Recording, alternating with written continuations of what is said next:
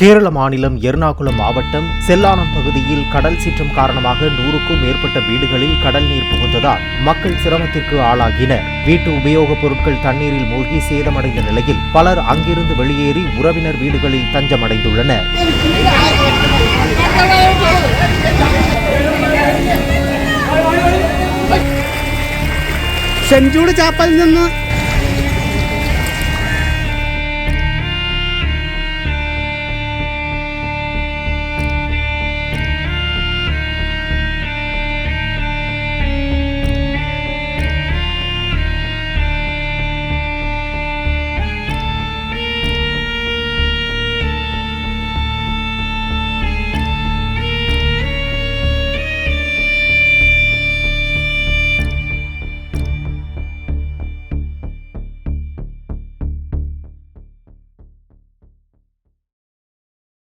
Play store மற்றும் app ஸ்டோரில் இருந்து பாலிமர் செயலியை QR கோடு மூலம் பதிவிறக்கம் செய்யுங்கள்.